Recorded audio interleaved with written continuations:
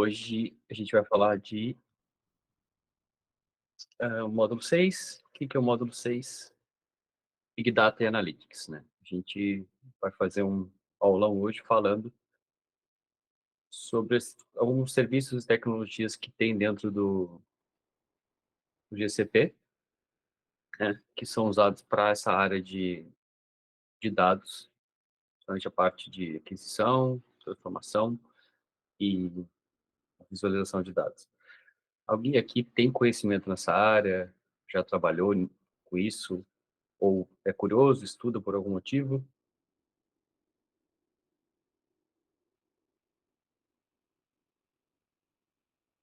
Reginalda, Carla, curioso, legal. Alguém trabalha na área de, sei lá, ciência, engenharia de dados? Não? Analista?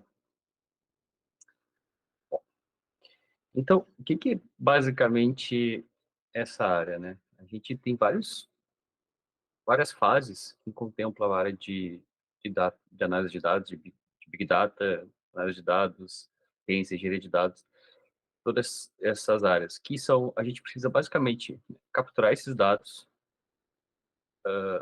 armazenar eles em algum lugar, coletar eles, seja de um log, seja de um aplicativo, um API ou um serviço terceiro, às vezes até capturar um dado que está numa planilha, alguém faz essa planilha, faz um CSV, ou a gente pode pegar dados que estão no diário oficial, que é distribuído como PDF. Então, existem hoje em dia várias fontes de dados que podem ser usadas e a gente faz esse trabalho. E tem algumas ferramentas que facilitam isso no GCP, que trazem muito de serviços open source que já são usados vastamente pelas pessoas como serviço, que é muito o que o GCP faz, né? Ele pega alguma coisa, bota o nome de cloud na frente e é um serviço do GCP. Então, vocês vão ver aqui até vários serviços que são basicamente a venda do serviço, né? De um serviço como plataforma do GCP. Ele pega um serviço open source, faz toda a parte de infraestrutura.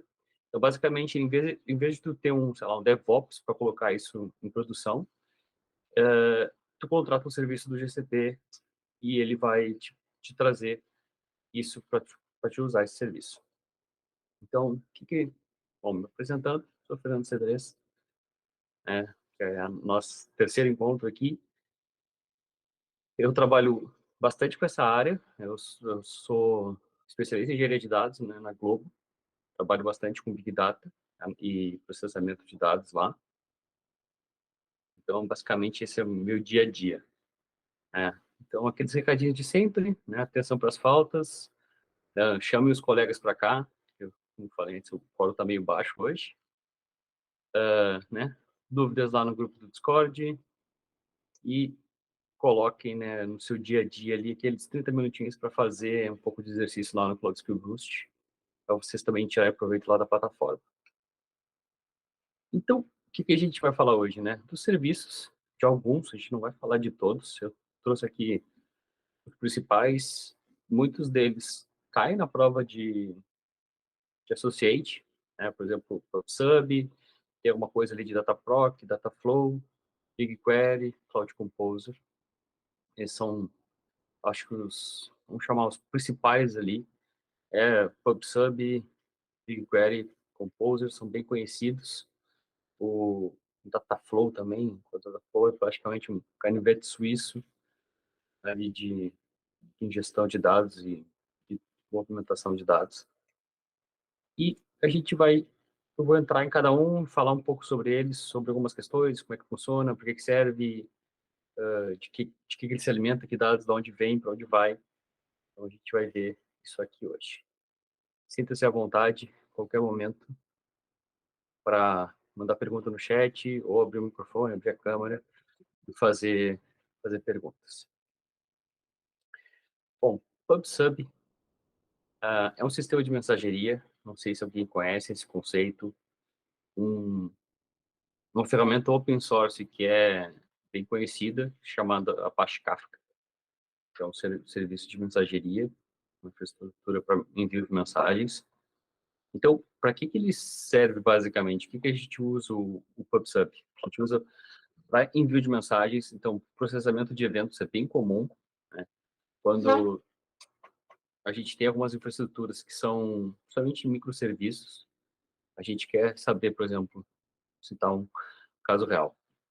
A gente, quando faz uma compra no e-commerce e a gente quer, né, faz a compra, fecha o carrinho, faz o pagamento, e aí o que que vai acontecer? A gente fez o pagamento, a gente vai provavelmente enviar uma mensagem, tem um serviço lá que vai disparar uma mensagem e vai dizer, olha, teve uma venda. Essa venda tem esses itens. E aí o serviço de emissão de nota fiscal vai pegar essa mensagem, vai ver os itens e vai emitir nota fiscal para aqueles itens. O serviço de estoque vai receber a mesma mensagem que foi lá para o serviço de nota fiscal, vai pegar os itens que estão ali naquela lista e vai reservar eles no estoque, né? Ou já vai mandar para o processamento, por separação. Vai tomar, então, e basicamente, dado o evento que aconteceu de venda, ele vai tomar ação. E isso pode acontecer com vários serviços, né? Ah, sei lá, disparar o serviço de estoque é uma coisa, talvez já esse mesmo serviço ali que já disparou, né? Vai baixar do estoque tantos itens, já pode ir também a mensagem para o serviço de compras para repor aquele estoque. Então, cada um que é responsável, que aí entra isso, né? Na estrutura ali do PubSub, o que que a gente tem os atores, né? A estrutura básica ali. É o publisher, a mensagem, o tópico, a inscrição, subscription e o subscriber. Então, alguém quer publicar alguma coisa, uma mensagem, quer publicar uma mensagem num tópico. Então, ele define um tópico e começa a publicar. Por exemplo, seria o tópico vendas. E esse serviço ali, que é o nosso e-commerce, ele começa a publicar as vendas que ele está fazendo naquele tópico. E aí, todo mundo que quer escutar isso vai fazer uma subscription no. Então, depende, como o Roberto perguntou ali, vai depender muito de como tu implementar, né? Tem várias formas e estratégias de quem dispara esse evento. Normalmente eu posso implementar direto no front-end a API do PubSub e disparar os eventos direto no meu front-end. E tem um SDKzinho ali para implementar isso. Mas normalmente a gente implementa no back-end esses eventos que vão disparar. Então, eu tenho a sincronia ali, eu disparei o evento da venda. E aí vai ter quem está inscrito. Tem o serviço de estoque, o serviço de compra, emissão de nota fiscal, está tudo pendurado no mesmo tópico que é a venda. E a mesma informação vai servir para os inscritos diferentes tomarem as suas devidas ações. Então, cada um sabe o que tem que fazer, sabe sua responsabilidade, e ele vai pegar isso e tomar a devida ação. Então, é muito usado em microserviços, onde tu dispara uma mensagem e cada serviço, cada parte móvel ali desses microserviços tem que tomar uma ação em cima disso. Isso é muito, muito bom para, sei lá, tu conseguir escalar e desacoplar as partes de microserviços, né? Facilita esse sincronismo e até realmente ações em cima de eventos. O que que eu quero dizer? Por exemplo, eu posso ter todo um pipeline que ele é baseado em eventos. Então, eu posso ter, no momento que eu recebo uma mensagem que chegou um arquivo novo no meu storage, lá no meu bucket, lá no GCP já tem isso pronto, ele vai te avisar, olha, recebeu esse evento aqui no PubSub. Daí tu tem, por exemplo, uma API que, quando ele recebe esse evento, essa notificação que o arquivo está pronto, né, que ele chegou lá no bucket, que dispara esse evento, essa API pega e processa esses dados que chegaram, sei lá. Vamos dizer que todo dia tu tem não sei se ainda se faz assim, né? Tu tem aquele arquivo de compensação do cartão de crédito. E ele te gera, né, teu, como é que é o nome não é receptor, teu adquirente ali, todo dia te gera um CSV com todas as tuas vendas. É só aí tu quer processar isso para dentro do teu CRM, né? Para ter controle ali das tuas vendas. Então, todo dia de manhã, ele te manda isso e guarda num bucket. Tu recebe isso e guarda no bucket. No momento que esse arquivo foi criado ali dentro do bucket, o PubSub vai gerar uma mensagem lá, se tu criar realmente a infraestrutura disso, e no momento que chega essa mensagem naquele tópico, quem está inscrito, no caso é a tua API de processamento, ela vai processar e jogar esses teus dados lá no, no teu CRM. Então, além disso, de processamento baseado em eventos, o PubSub também é usado para uma estrutura de streaming de dados. Quando tu tem um fluxo contínuo de aquisição de dados. Aqui a gente não está falando de serviços de streaming, né? Eu não estou falando aqui, por exemplo, de um Netflix enviando vídeo para a gente assistir. Não estou falando de um YouTube enviando vídeo para a gente assistir. A gente está falando mais de fluxos analíticos. Então, lotes de dados que acontecem, por exemplo, telemetria de um aplicativo web, né? Quando tu está usando lá o teu feed no Instagram, tu está rolando o feed, ele está disparando eventos e avisando o que está acontecendo. Fulano curtiu essa imagem, o fulano compartilhou isso aqui. Então, ele fica o tempo todo enviando essas mensagens e recebendo isso.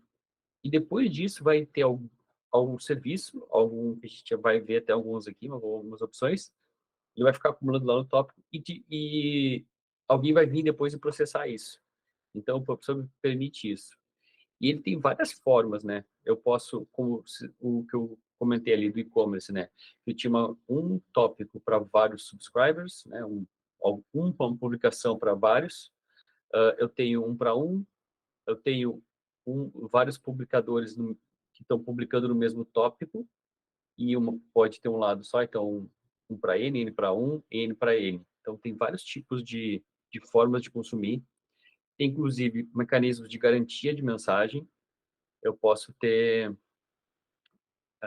fica a mensagem na fila enquanto não for processada, não tiver um acknowledge, né, uma mensagem de, esse arquivo já é processado, ela fica lá na fila até que alguém, algum subscriber venha processar isso aí.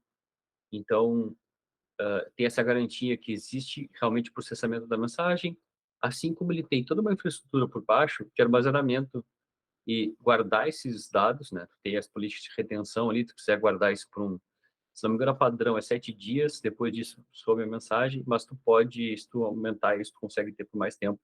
Então, isso permite que, em casos de falha, tu consiga reprocessar esses dados. Deixa eu ver ali a pergunta do Roberto.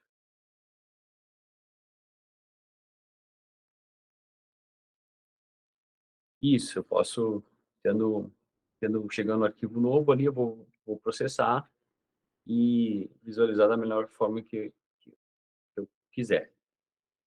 Então, o WebSub é basicamente para isso, é um serviço de mensageria. Então, caso de uso, integração assíncrona, eventos e streaming analytics. Outro serviço que a gente vai falar aqui do Dataproc. Quando a gente trabalha com Big Data, um dos principais fatores que, não vou dizer interfere, mas é crítico para a gente, é a questão de processamento paralelo e distribuído. Então, normalmente a gente acaba aprendendo a lidar com clusters, seja lá usando um Kubernetes ou na unha mesmo, fazendo parques de instâncias, né? Tem várias formas de gerenciar isso. Hoje em dia é mais comum o pessoal usar um GKE ou só um Kubernetes mesmo, não usar um Kubernetes gerenciado, que é o GKE, mas a gente tem isso aí também dentro de serviços, né? Então, por exemplo, o Dataproc, ele nos traz isso, um serviço gerenciado de cluster para processamento. Principalmente, eu acho que são os dois serviços que são principais e são ferramentas open source, o Hadoop e o Spark. Então, o que é? Isso são frameworks open source, tem os Jobs Spark, que são bem conhecidos para processamento paralelo distribuído, O Hadoop tem todo um ecossistema em cima ali de ferramentas open source para processamento de dados. Ele tem, que é, há muito, um pouco tempo atrás era bem difundido, né, o HDFS, que é um sistema de arquivos distribuído, que a gente monta ele ali embaixo e tu coloca os clusters a trabalhar com esses dados. Então fica o teu disco centralizado, centralizado numa forma de ver de quem está usando o dado, mas por debaixo dos panos é um disco distribuído, tem forma de clusterização e segmentação e particionamento desses dados. Além disso, né, os principais, quando tu for Dataproc, tu vai ver muito Spark e Hadoop. Mas tem outros, né, que tem esses todos eles, tu vai botar a Apache na frente, tu pode procurar lá a Apache Foundation, são projetos open source que tem contribuição. Então, o Apache Spark, o Hadoop, o Apache Hive, o Presto e o Flink. Então, basicamente, o Dataproc, ele tem várias formas de falar, vários linguajares para falar sobre processamento de dados distribuídos. Ele vai te entregar como serviço, né? Tá pronto ali, tu não precisa te preocupar como que vai orquestrar, o que que vai fazer. Ele vai te dar essa parte de escalonar as máquinas e gerenciar os clusters para ti, né? O que é interessante nele, ele separa, né, a camada ali de processamento e armazenamento. Então, tu consegue deixar isso bem distinto e fácil de gerenciar. E a gente vai ver mais adiante que tem outros serviços que tratam isso de uma forma diferente.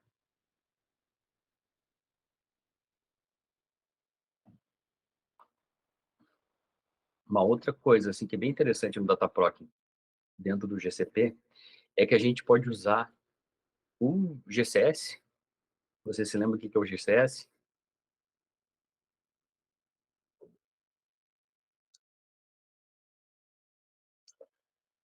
Tô de uma, tô de duas.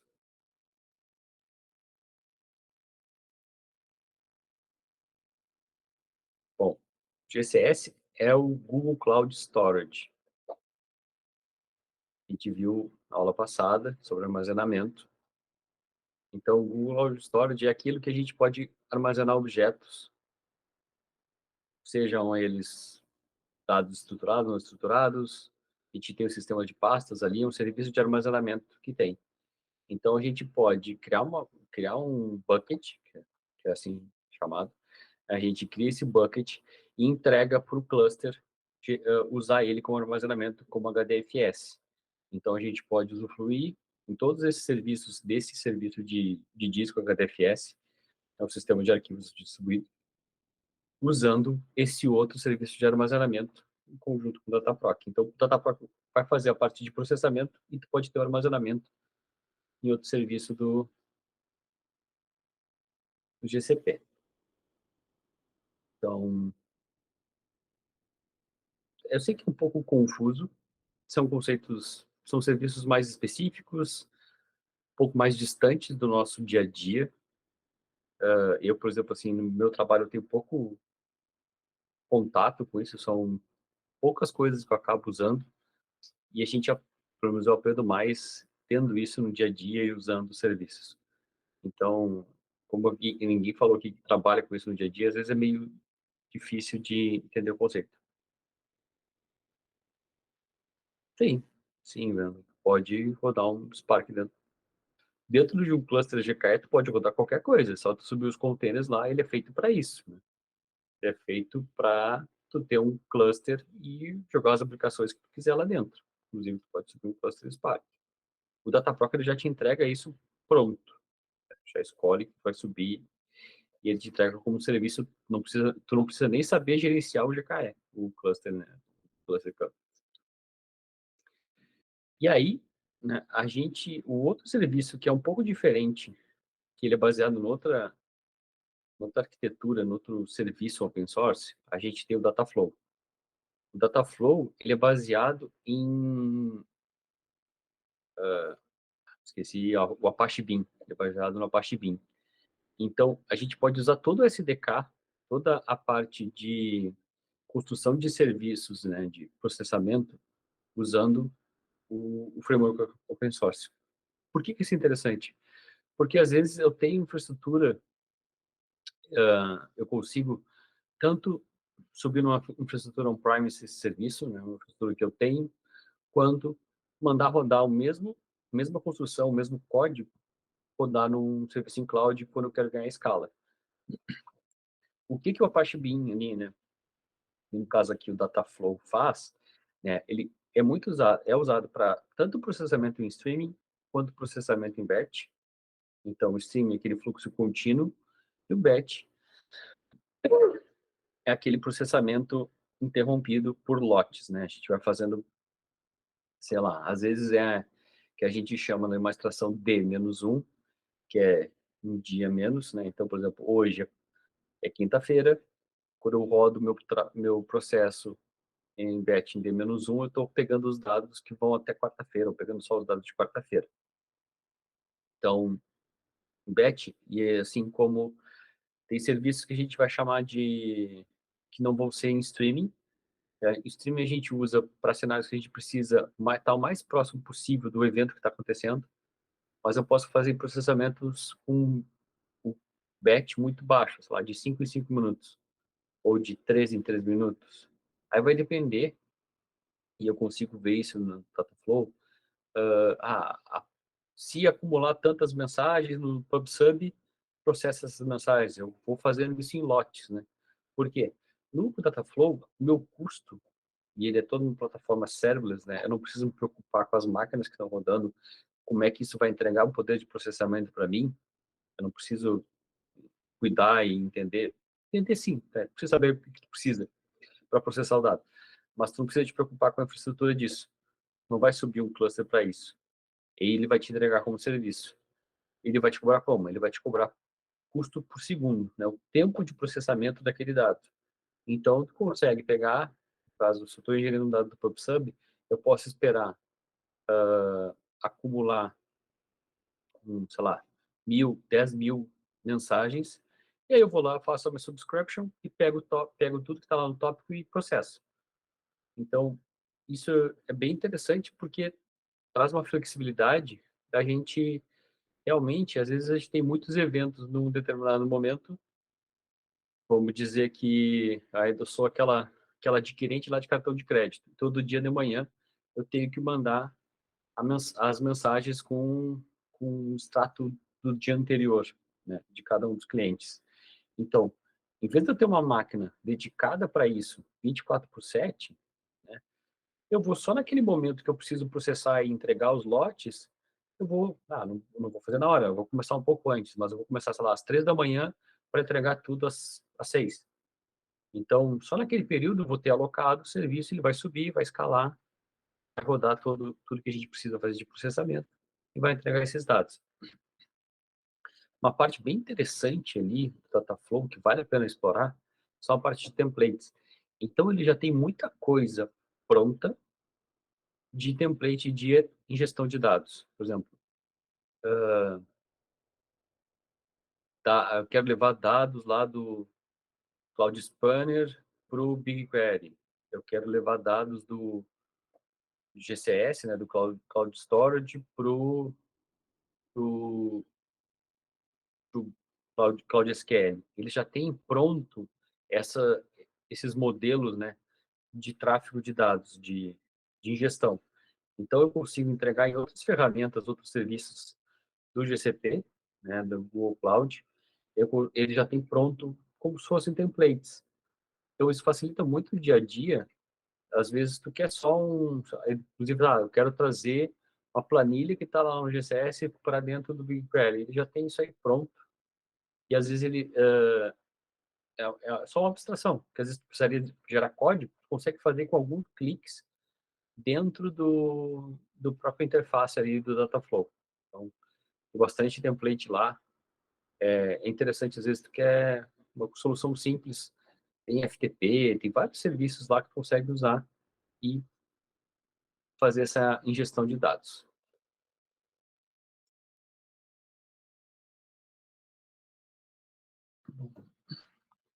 Como é que tá indo?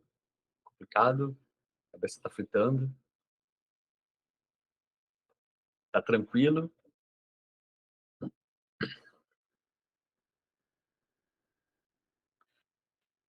Bom, Aqui,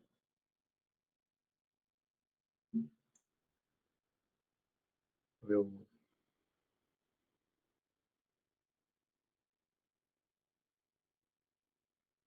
eu sei que deve estar meio entendido. Roberto, quer fazer uma pergunta sobre Datafolha?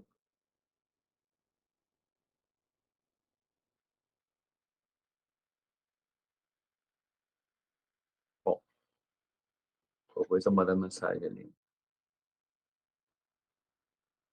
Isso, com certeza. Tem muita coisa pronta e bacana ali. Bom, agora a gente vai fazer uma da ferramenta, que é a BigQuery, né? Ela é baseada num ferramenta open source, mas ela já se distanciou bastante dela, que é o Dremel. Vocês podem procurar lá o início de como começou o BigQuery, vai ver essa literatura sobre um framework chamado Dremel. Então, ela é uma Cloud Data Warehouse, então a gente consegue armazenar grandes volumes de dados nela para guardar esses dados, estruturar da forma que a gente quiser. É uma plataforma que ela guarda os dados de forma colunar, então, diferente de outros bancos que tem o row-based, né, que é por linha, ela é por coluna, então ela vai fazer particionamento por coluna, clusterização por coluna. Por exemplo, eu vou ter uma tabela lá que guarda a nacionalidade do meu cliente, digamos. E eu faço muita consulta regional, sei lá, minhas lojas são Latam, América do Norte, Europa, e eu consigo fazer a clusterização pelo país. Então, na hora de buscar, se está bem feito e clusterizado, eu vou buscar, quando eu fizer a consulta, eu vou buscar só os dados da Europa, eu não vou nem mexer nos dados, ele nem vai ler. Então, isso diminui muito o nosso custo de consulta. O que que é interessante no BigQuery? É uma premissa dele, porque tu consegue fazer as consultas usando SQL e ANSI. Então, que é o SQL padrão lá definido pela fundação. Então, é um SQL básico que todo mundo deveria conhecer. Então, aceita esses comandos, tem algumas coisas particulares ali, mas tu consegue fazer basicamente tudo usando SQL, né? Hoje em dia, tu já consegue fazer ali dentro funções de JavaScript, tu consegue dar mais uns superpoderes para ele, mas basicamente ele funciona, tu consegue fazer tudo com SQL. Então, o SQL, normalmente que a pessoa trabalha com dados, ela tem algum conhecimento. Então, isso facilita muito. Eu não preciso, sei lá, aprender uma escala para fazer um processamento de dados dentro do BigQuery. O que tem de interessante? Diferente lá do Dataproc, o BigQuery, ele junta as duas coisas, processamento e armazenamento. Então, ele é um data warehouse, né, serverless. Eu não me preocupo com cluster, onde está armazenado. Para não dizer que eu não sei, eu consigo definir a região onde está meu banco. Eu acho que ele não está disponível em todas as regiões. Se não me engano, na Ásia tem alguns países que não está disponível. Eu acho que, por exemplo, não tem a região Brasil, acho que não tem, mas tem US, tem Euro. Então, eu sei geograficamente onde está, né, mas não tem em todas as regiões. Mas tu consegue usar de qualquer lugar no mundo. O que ele tem de diferente, né? Ele tem um apelo mais analítico, então o tempo de resposta dele é um pouco maior, é na escala de segundos. Né? O tempo que ele precisava processar, ele vai demorar para processar, mas ele vai te entregar, não importa o volume de dados que tem. Às vezes ele pode demorar numa consulta lá 20 minutos, mas ele vai aguentar. Ele tem toda uma infraestrutura por baixo, ele roda em toda a infraestrutura ali do GCP, questão de disco, isso aí fica transparente para ti. Tu tem como metrificar, porque ele faz uma escala ali de tempo de processamento, volume de dados, memória usada, processador, que ele chama de job. Ele tem uma escala aí e isso ele pode usar isso para cobrar, né? Então, o poder de processamento que ele entrega, ele vai te cobrar por isso. Tem outros modelos de cobrança, pode ser cobrado também por volume de dados guardados, por dados armazenados e ainda pelo dado consumido. Então, de acordo com o que está configurado com o teu plano, tu consegue várias formas de, de cobrança. Então, Ele é usado para ingestão de dados, né, eu posso ter tantos da dados em batch quanto em streaming, né, ele vai servir para armazenar esses dados.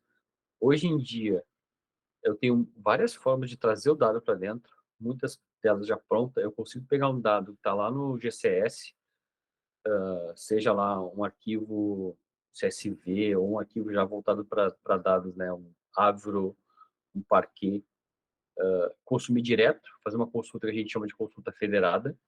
Então, tenho lá, se eu tenho que montar os diretórios lá no uma certa estrutura, eu consigo inclusive, tipo, se eu tiver estrutura de data certinha nos meus diretórios, eu consigo fazer a consulta por data. Então, buscar só os arquivos que estão em determinada pasta. Eu consigo fazer essa consulta direto do GCS no BigQuery com uma consulta SQL simples.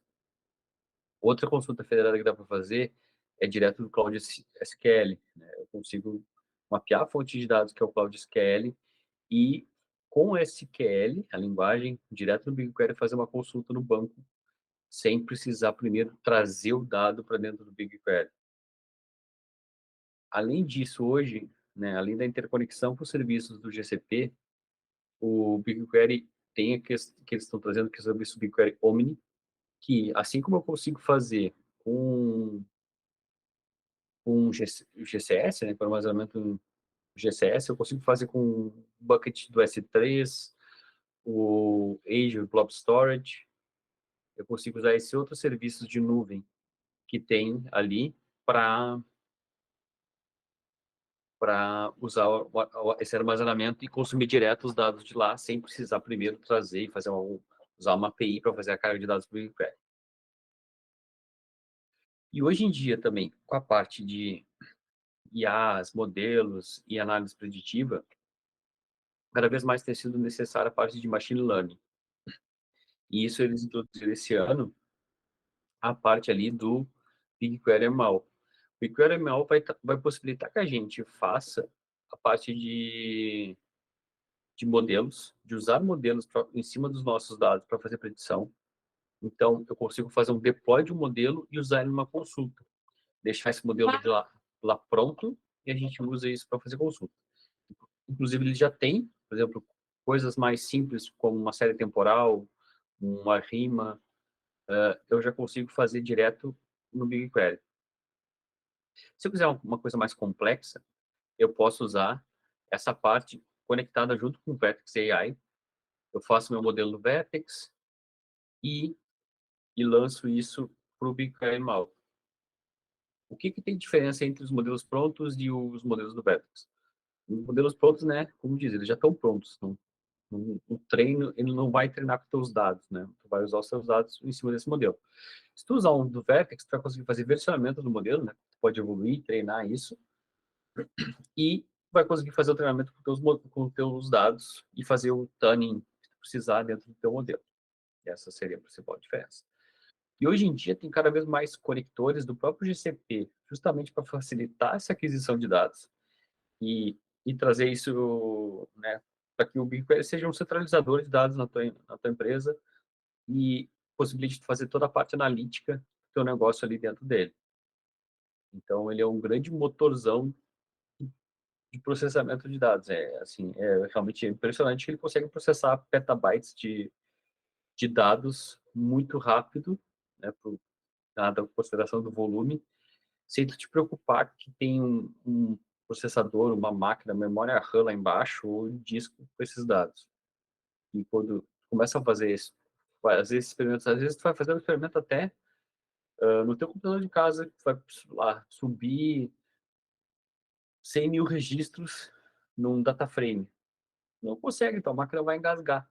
Então, o BigQuery é muito interessante por isso, porque ele aguenta realmente a paulada. E hoje em dia tem outras ferramentas que está surgindo, né? Tu consegue ter datasets públicos, compartilhar esses datasets lá dentro, tem o Analytics Hub dentro, tem o Dataform dentro dele, que é para te fazer fluxos de dados, né? Fazer pipelines de dados, transformações, gestão, tudo por ali.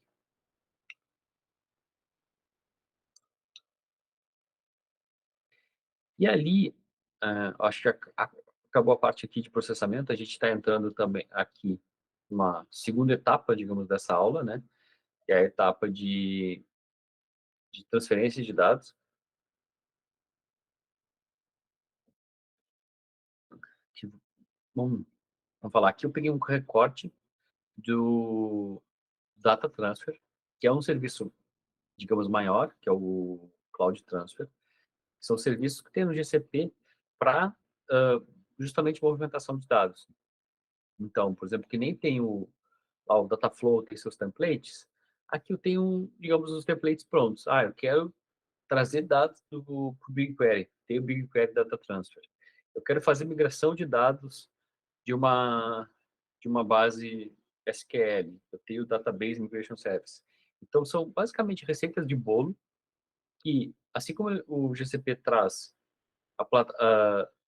um serviço de DevOps para quem quer ter um cluster, né, já tem o GKE lá pronto, aqui ele traz basicamente um serviço de engenharia de dados, um conector pronto que vai fazer a extração de dados de, de cases de mercado, sejam lá, pode ser de um Oracle, pode ser de um sistema de arquivos.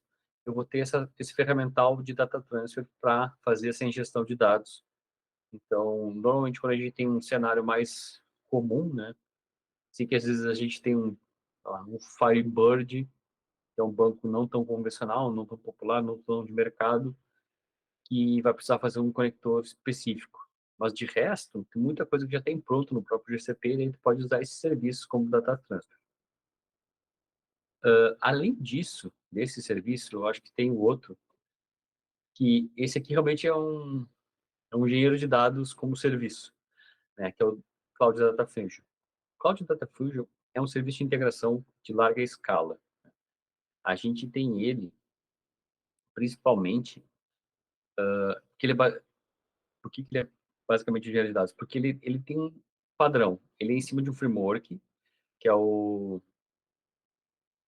é que é? O CDAP, deixa eu me lembrar da sigla, é Cloud Data Application, Cloud Data Analytics Application. Então, ele é um framework, então ele tem um padrão, tem nesse site ali, no cdap.io, tem ali a descrição, tem vários conectores, então tem padrões que são seguidos. Então, seguindo esse padrão, assim como a gente tem frameworks para APIs, né, a gente tem frameworks para conexão de dados. Então, o Cloud Fusion implementa isso em cloud para a gente fazer a integração de larga escala. E ali tu vai encontrar, sei lá, conector para CRM, conector para SAP, conector para plataforma SaaS, para o Shopify, para o WooCommerce, tem vários conectores prontos e ele fica em tempo normal, depende de como configurar, fazendo essa ingestão de dados para ti.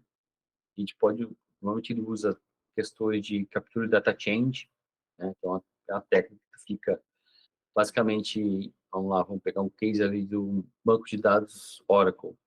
Eu não me lembro agora, tem uma funcionalidade que tu habilita e ele gera os logs, né? Que é até como é que tu reconstrói um banco de dados quando ele dá problema. Tu vai usar os logs para fazer a reconstrução do estado dele. Então, tu vai ler os registros que estão no log, ali ele conta toda a história do que ele estava fazendo, o que ele fez, e tu vai conseguir remontar o estado do teu banco. Então, ele olha esses logs, né, no caso de um banco de dados Oracle, ele olha esses logs, tem uma funcionalidade que tem que habilitar no Oracle, e habilitando essa funcionalidade, tu consegue, tudo que acontece lá, tu consegue transferir para outro lugar sem fazer uma consulta para o banco, né? Só olhando para os logs do banco em si. Então, o Data Fusion vem, esse serviço, assim como tem infraestrutura como código, tem um engenheiro aqui de engenheiro de dados para fazer as ingestões para ti. Claro que isso tem seu preço, realmente tem um custo. Às vezes é muito mais fácil tu usar um Dataflow, que já tem umas receitas prontas, do que usar uma solução mais, vamos chamar assim, de completa do que como o Datafusion. Então vai muito de caso para caso, se tu tem alguém para depois, porque o Datafusion já tem toda a parte ali também de análise de dados, para ver se o dado está correto, né, fazer a questão de avaliação, se o dado está vindo com erro, não está, se está sincronizado ou não, tem mais uma série de questões.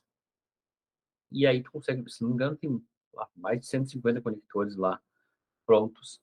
é só usar.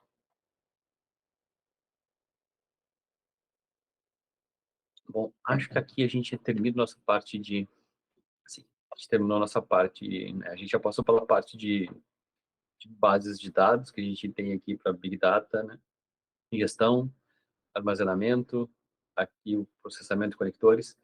Aqui a gente vai entrar na parte de orquestração. Não sei se alguém aqui conhece, já ouviu falar, sobre o Apache Airflow. Quem já ouviu falar? Dá um joinha se ouviu falar. Bacana. Tem bastante gente que tem problemas no dia a dia aqui. Então, o Apache Airflow é um projeto open source, está lá dentro da Apache Foundation. E ele começou dentro do Airbnb. Aí o Airbnb disponibilizou isso e acabou a Apache Foundation pegando e para manter. Ele é um sistema de orquestração. Em mercado, o que a gente teria de... Acho que hoje em dia ele é o mais popular para orquestração, mas, sei lá, o que teria de concorrente? O que era lá do Liquidinho, o Azkaban, tem o Luigi, não me lembro qual é a empresa por trás do Luigi. Então, tem outras alternativas. E aí, o Airflow, no GCP, ele se chama Cloud Composer. O Airflow também tem lá no AWS, tem na Azure também. Mas aqui, no GCP, ele vai chamar de Cloud Composer. Ele serve para orquestrar fluxos de... Não necessariamente fluxos de dados, mas para orquestrar qualquer coisa. E ele tem um conceito de DAG, né? Que é o Direct Acyclic Graph. O que isso quer dizer? É um, é um fluxo, né, de um grafo que ele tem uma direção. Ele nunca entra em loop. Não deveria entrar em loop. Então, quer dizer que se eu fizer uma etapa, até quando tu vai construir isso, por exemplo, se eu executei o passo um e eu dei algum erro no passo 2, eu não necessariamente deveria precisar executar o passo um de novo. Eu posso seguir do passo 2 e em diante. Se eu reexecutar e um passo já tiver acontecido, ele não deveria alterar o estado, né, do que aconteceu. Então, eu posso contar quantas vezes eu quiser e ele teria que ter sempre o mesmo resultado. Então, quando vocês forem usar o Composer, vocês vão ver que ele tem os grafos que ele mostra como é a composição. Às vezes tem mais de um step em paralelo, tem que rodar em paralelo, que às vezes eu não preciso que seja uma etapa feita de cada vez, eu posso que, sei lá, várias etapas sejam executadas em paralelo e depois só o final é processado, só o final é agregado e processado. Então ele traz esse conceito de DAG. Ele tem várias formas, né, de ativar esses fluxos de dados. Basicamente duas, né? Ele pode ser ativado por agendamento, que é o scheduler, né? Ele tem um sistema de scheduler interno, e por evento. Então, aquela situação, aconteceu chegou um arquivo lá no meu storage. Eu posso ativar uma DAG depois que o arquivo chegou. Ou, acabou um processamento, acabou um fluxo de dados, e ele me gera uma notificação, né, uma mensagem ali, avisando que os fluxos que dependem dele pode começar a sua execução, porque daí tipo, eu não acabo não construindo fluxos tão grandes, né? Ele tem uns sensores ali que aconteceu tal evento, dispara tal coisa. O que é interessante de saber quando tem um Cloud Composer, eu vou subir um cluster, né? O GCP vai gerenciar esse cluster para mim, mas basicamente a arquitetura por debaixo dos panos que tem dentro do Composer, né? A gente vai ter a interface web dele, a UI. A gente vai ter o executor, o scheduler, o work e o metadatabase. O que é cada uma dessas coisas? O scheduler é o que vai ficar cuidando dos agendamentos e ciclos que tem que acontecer. Por exemplo, eu tenho um sensor que ele fica vendo se um dos fluxos terminou. O que ele vai fazer? Ele vai fazer um pequeno agendamento, sei lá, a cada 5 segundos de ir lá e ver se já terminou aquele job. Então, ele vai lá, agenda, não terminou, ele reagenda para daqui a 5 minutos ele verificar. E ele, eu tenho um agendamento que todo dia, 1 da manhã, tem que rodar determinado fluxo. E esse scheduler que vai ativar isso, ele vai controlar esse fluxo. O executor vai garantir que esses agendamentos programados ali sejam executados. Então, ele que vai dizer ali: olha, tem que executar tal coisa, estou vendo aqui no scheduler que isso tem que ser executado. Executa aí. Quem é que vai executar? Quem é que vai fazer? É o worker. Então, o worker vai ficar encarregado disso, de fazer a tarefa em si. Ele que vai processar os dados, é ele que vai rodar. Normalmente, isso é tudo programado em Python. É claro que eu posso usar outros serviços ali, eu posso disparar uma API, essa API está em outra linguagem, pode estar em Go, pode estar, seja lá o que for. É o worker que vai realmente tomar ação. O executor vai controlar as coisas ali, garantir que as coisas estão acontecendo, informar o scheduler. E como é que vai sincronizar tudo isso? É o metadatabase, né? O metadatabase é como se ele tivesse todos os logs do que está acontecendo, o que foi feito, o que vai ser feito. Ele que vai manter o estado das coisas ali. Então, todo mundo vai acabar escrevendo no metadatabase e vendo como é que as coisas já estão prontas ou não lá dentro. Então, basicamente, essa estrutura é isso. Quando sobe o cluster, isso vai estar espalhado em vários nós do cluster, cada um, tipo, tu pode subir um cluster ali, e o nó principal vai ter o executor, e o scheduler, e depois tu tem mais 5 nós que são os workers. E aí, as tarefas são executadas por esses workers. A gente tem o... Agora não me lembro qual é. Tem o local executor, eu me esqueci qual é não é cloud executor, mas tem um distribuído, não me lembro agora qual é o nome do tipo de executor que tem.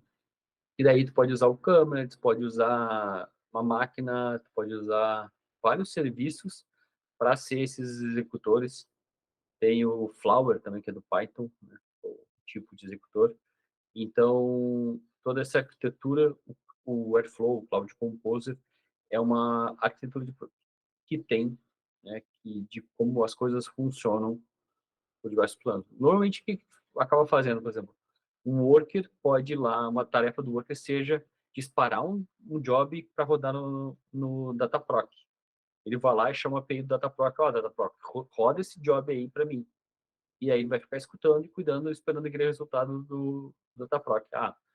Ele pode inclusive ser que a gente tem ali dentro os operators, sensores, para construir essas decks, e a gente consegue fazer com que, por exemplo, inclusive, eu quero subir um cluster para rodar um job muito pesado, e tu consegue lá, sobe o cluster, depois que subir o cluster, eu vou lá, mando rodar a tarefa que tem que rodar lá dentro, terminando de rodar a tarefa, eu vou lá e baixo o cluster. Então, meu fluxo, que está orquestrado pelo Composer, pode ser uma coisa bem mais complexa que simplesmente um, um job em Python. Então, ele é bem completo, tem conector para tudo que é coisa que tu possa imaginar. Seja lá, tem de desde API de serviços, sei lá, consigo acessar um banco do e-commerce tipo Magento, até acessar a API do Google Analytics. Tem tudo seria os conectores prontos para isso. Eu consigo acessar dados e pegar dados fazer uma consulta num PostgreSQL ou num Postgres. É só procurar, tem uma imensa. Assim, ó, primeira coisa, preciso fazer uma determinada tarefa orquestrada pelo Composer, procura. Procure que tu vai achar alguém que já passou por esse problema, que já criou um conector. Não achou, não tá legal? Aí tu vai lá e implementa teu código em Python. Mas eu posso rodar, sei lá, mandar rodar um job num PySpark direto do Composer. Ó, canivete suíço de engenheiro de dados.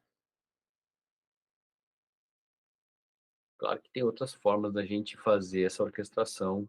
Por exemplo, no próprio GCP a gente tem o Workflows, que é um outro que faz uma descrição de um arquivo YAML dos steps que ele tem que rodar. A gente consegue orquestrar fluxos com Cloud Function também, e outras formas de fazer. Cloud Scheduler, né? Tem lá dentro. E aí, por último, né? Acho que a última etapa hoje é a parte de visualização, né? A gente já falou muito de adquirir, de trazer, de tratar os dados, né? A gente consegue fazer isso, esses outros serviços que a gente viu. E aí tem a última camada que é o Looker. O Looker, né, a gente tem 2 modelos. A gente tem o Looker Studio, que é o antigo Data Studio, e o que se chama só Looker, que é uma ferramenta muito robusta de BI, por assim dizer, né. Então, no no Looker Studio, tu vai pegar ali e criar um dashboard, uma visualização, e pode ter várias abas, né, de várias partes de um relatório. E já no Looker Studio, ele vai ele tem uma coisa que chama, eu botei aqui 2 sabores, né, o Studio e o Pro, que eu acho que é só Looker que ele chama mesmo, só que é uma ferramenta bem cara, se não me engano, a inscrição inicial é $3.000, depois $50 por usuário. É uma coisa, é uma ferramentinha bem cara. Só que o que que o Looker consegue te permitir fazer? Usando o Looker ML,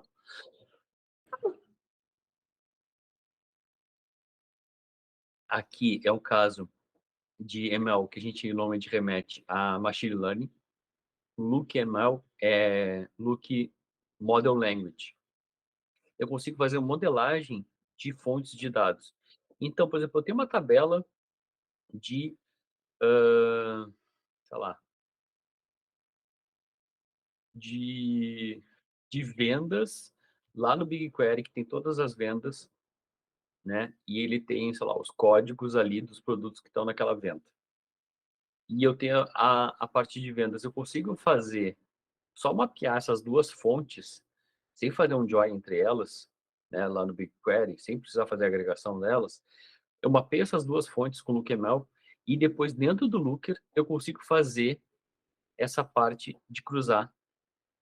Então facilita muito, para quê? O engenheiro de dados foi lá, adquiriu o dado, processou, deixou, montou a as tabelas, pode estar tudo desnormalizado, e depois do Looker, o pessoal que até não sabe como fazer isso com código, consegue fazer isso de uma forma visual ali. Eu consigo ter sei lá, uma pessoa analítica que vai conseguir transformar uma fonte de dados, sei lá, vai conseguir pivotar essa fonte de dados e disponibilizar ela pivotada para o pessoal usar. Eu falo pivotar é que tu troca o eixo, né? Tu troca o eixo X e o Y ali, tu pivota essa tabela.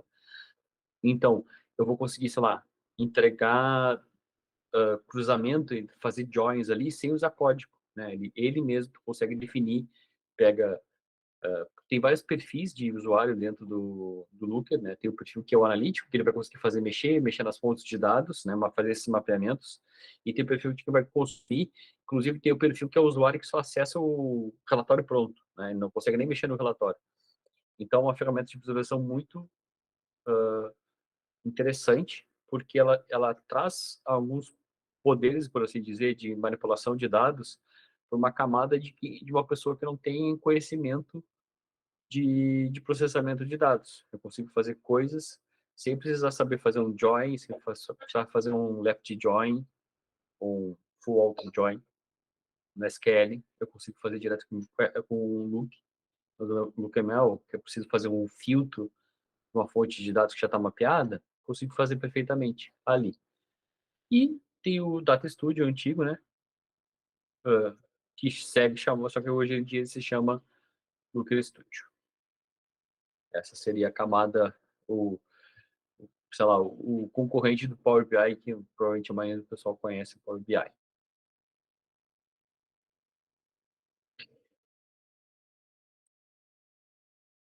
É, no Data Studio tu não tem muito essa parte de manipulação dos dados, tu tem lá consegue fazer alguma coisa, mas é bem mais simples, né. O Looker mesmo é como se tu fosse uma plataforma de dados ali. Só conecta as bases e consegue fazer todo mais coisas ali, mapeamento. Bom, eu acho que essa era a última ferramenta que eu queria trazer hoje para de Big Data e Analytics, né. Sei que são muitas ferramentas, muitos conceitos aqui que talvez não façam sentido para vocês hoje, mas com isso aqui vocês já vão conseguir fazer, a prova de vocês, né, e passar tranquilamente os conceitos básicos, sabendo para que serve cada uma das ferramentas e algumas funcionalidades delas.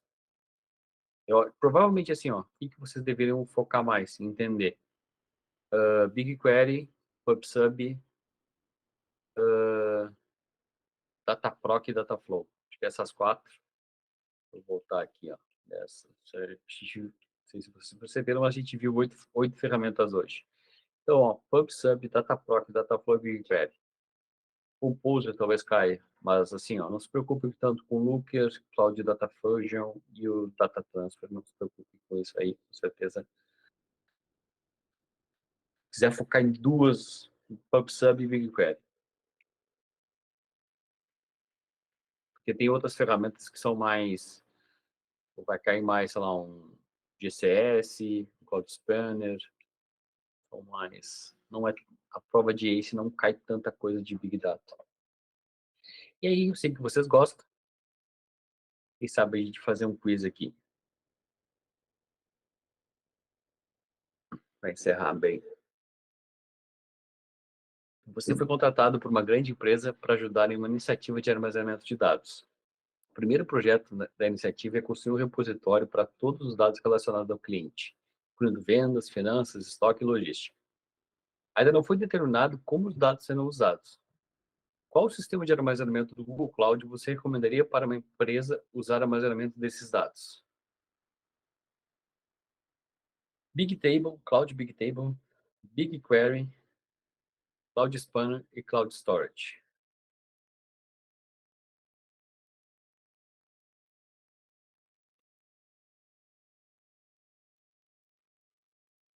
O Benício já indicou o Cloud Spanner, que é que faz junto com ele.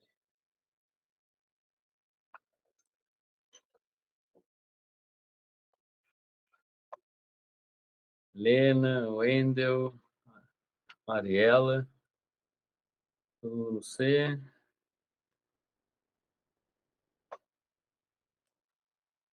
Roberto foi no B, o Rinaldo foi contra, foi no D. É isso? Vamos bater o martelo no C?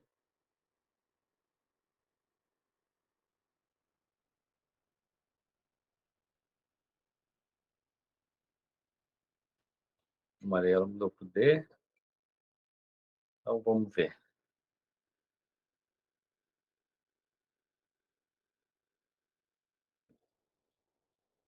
Alguém chuta por que é o D?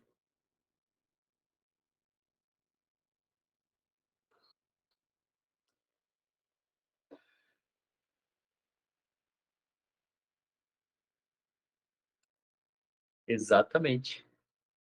Exatamente isso que o Reginaldo falou. O segredo dessa questão está ali, ó. Ainda não foi determinado como os dados serão usados. No GCP, na dúvida, não sabe o que fazer, joga no Cloud Storage, que é o GCS, né, os buckets. Joga lá, porque depois qualquer um dos serviços tu consegue consumir o dado de lá. Então, tipo, joga na pasta lá, bota no pendrive que depois eu uso. Basicamente isso. Então, como ali é justamente esse ponto, né? Não sabes como é que vai ser consumido o dado, como é que vai ser usado. Não importa se é um dado relacional, né? Porque, tipo, provavelmente muitas pessoas acharam que era o C ali, Cloud Spanner, porque é o único banco relacional que apareceu na listagem, né? Nem, os dados estão relacionados, realmente poderia montar um LTP ali, ou um cubo, e seria um banco relacional, mas não, o caso ele não sabe como é que eles vão usar. Ou, sei lá, poderia jogar isso também no BigQuery? Poderia. Mas aí, na dúvida, no GCP tu joga no Storage. Mais uma. Vamos lá. Uma startup está projetando um pipeline de processamento de dados para sua plataforma de IoT. Os dados dos sensores são transmitidos para um pipeline em execução no GCP. Assim que os dados chegam, um processo de validação escrito em Python é executado para verificar a integridade dos dados. Se os dados passarem na validação, eles são ingeridos. Caso contrário, eles são descartados. Quais serviços você usaria para implementar a verificação e validação e a ingestão? Verificação de validação e a ingestão. A gente tem várias opções. A opção A, o Cloud Storage e o Cloud PubSub. Opção B é Cloud Functions e Cloud PubSub. Opção C, Cloud Functions e BigQuery. Opção D, Cloud Storage e BigQuery. O que vocês usariam para fazer isso?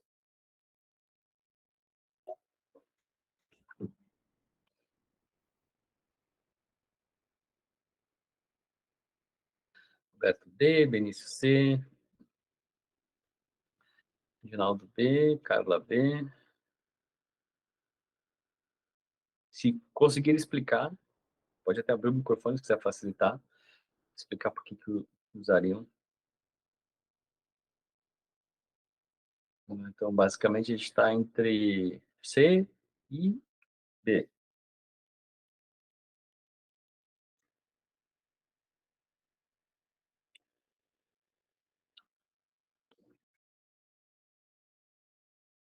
Vamos lá, William. Eu iria mais por causa dos eventos, né? Porque ele tem que verificar a questão da integridade dos dados, né? Então, são eventos e passa por validação ainda do Python. Então, é mais baseado nesse contexto ali. Aí, por isso, a resposta seria A B mesmo. a B. Cloud PubSub e a Cloud Functions.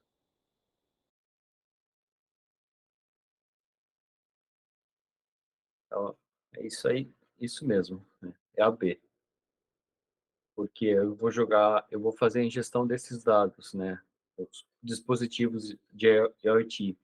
Vou jogar num tópico do PubSub, então eles vão ser um publisher, num tópico. E aí, no momento que chega essa mensagem no tópico, eu consigo disparar uma Cloud Function, que ela está como, né, subscriber desse tópico, recebe a mensagem e valida. Eu validou, eu, eu me faço a ingestão, posso até jogar no BigQuery depois, ou posso jogar no Storage, posso jogar em outro lugar. E é isso. O Cloud Storage ele não faz sentido, né? Porque não tem nada para processar no A. No C pode até fazer sentido, mas como é que eu posso jogar os dados? Não, é Não uma. faria tanto sentido ser porque não vai ter a parte dos eventos, né? Aí o BigQuery ele não faz essa análise de eventos, né? Ele não faz análise de eventos, né? Mas eu poderia fazer uma ingestão de streaming nele. Só que daí tipo, vai ter que vai entrar o dado no BigQuery, o BigQuery é mais custoso. Por exemplo, eu tenho eu trabalho bastante com BigQuery e eu faço bastante coisa por evento nele. Então, uma coisa que eu sei, e vocês já estudaram Cloud Functions, né? Cloud, para rodar para usar a biblioteca SDK do BigQuery, eu preciso no mínimo 256 MB no Python. Então, eu não consigo usar a, a, a menor instância que tem de Cloud Function, né? Cloud Function V1. Eu não consigo usar a de 128, que é mais baratinho. Eu preciso usar no mínimo a de 256, só porque eu estou querendo usar a biblioteca de integração com o BigQuery. E aí, o que eu faço? Às vezes eu preciso fazer coisas simples com o BigQuery, só fazer uma consulta, pegar alguns campos e ir embora. O que eu faço nesses casos? Eu não uso a SDK do BigQuery. Eu uso a API do BigQuery, porque eu sei exatamente o que eu quero fazer. Por quê? Quando eu subo o SDK de um serviço do Google, ele está vindo com várias coisas ali junto. Está vindo com log, está vindo com algumas validações de tipo. Então, se eu estou usando a API, eu assumo essa responsabilidade. Com isso, eu consigo economizar um pouco de memória ali. Nesse caso, daria muito mais trabalho que o PubSub. Para fazer, seria mais computacionalmente mais custoso. Eu vou jogar tudo no BigQuery, o BigQuery demora para responder, demora mais que o PubSub para responder. É aquela coisa, dá para fazer com Cloud Function BigQuery? Dá. É o recomendado pelo GCP? Não é o recomendado pelo GCP. O GCP recomendaria fazer com PubSub Cloud Functions. Isso pode aumentar o nível de SLA, diz aumentar que tu diz aumentar o nível de SLA? A confiabilidade do serviço ou aumentar o tempo de resposta? O tempo de resposta. Aumentaria o tempo de resposta. Eu caio, provavelmente usando o BigQuery, vai subir para segundos. Eu se tu fazer uma cloud function para validar uma mensagem no PubSub é milissegundos. Fizer direitinho, não deixar a cloud function esfriar, fazem menos de 100 milissegundos.